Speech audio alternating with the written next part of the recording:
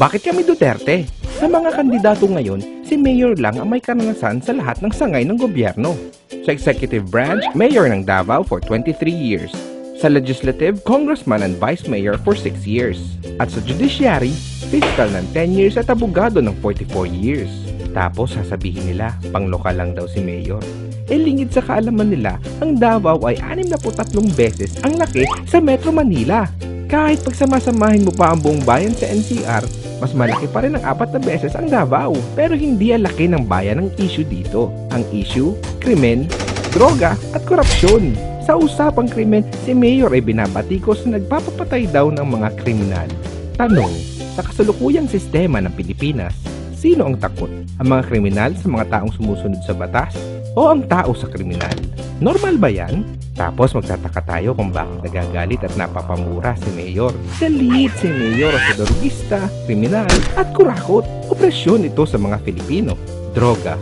Sa Davao, merong libreng rehabilitasyon at 2,000 monthly allowance ang mga gustong magbagong buhay. Korupsyon. Sa Davao, merong dekalidad at kompletong ospital na libre sa lahat ng Filipino. Mayor's permit sa loob ng 72 hours. Murang bilihin dahil walang kotong at modernong kagamitan para sa alagad ng batas.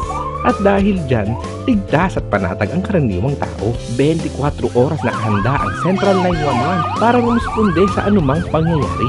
Alam nyo ba na meron lamang 3 911 system sa buong mundo?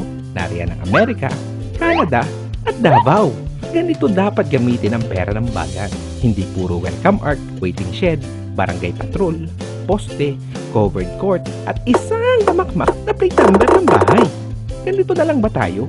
Hindi ba pwedeng may 911 din tayo? Matinong pampublikong ospital o maglaan ng sariling paliparan sa ating mga rehiyon? Iyan ang pangarap sa bansa ni Mayor gamit ang federalismo.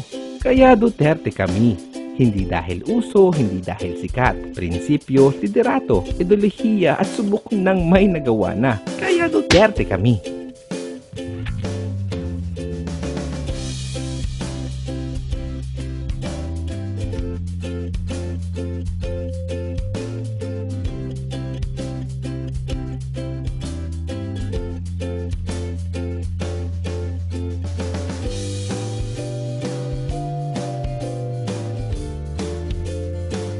Para rumisponde sa anumang pangyayari.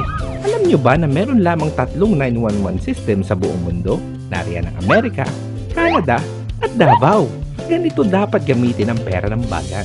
Hindi puro welcome art, waiting shed, barangay patrol, poste, covered court at isang tamakmak na plate number ng bahay.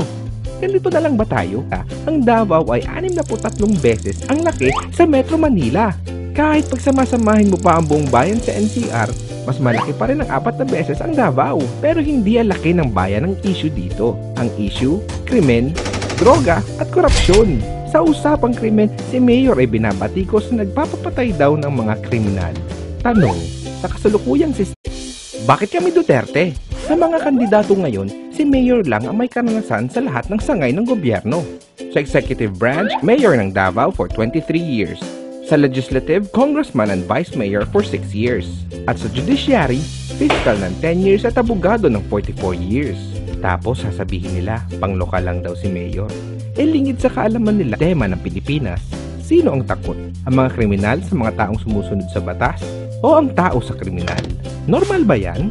Tapos magtataka tayo kung bakit nagagalit at napapamura si Mayor. Galit si Mayor sa drogista, kriminal at kurakot. Opresyon ito sa mga Filipino. Droga.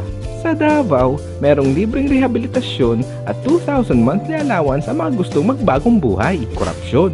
Sa Davao, merong dekalidad at kompletong ospital na libre sa lahat ng Filipino. Mayor's permit sa loob ng 72 hours. Murang bilihin dahil walang kotong at modernong kagamitan para sa alagad ng batas. At dahil dyan, ligtas at panatag ang karaniwang tao. 24 oras nakahanda ang Central 911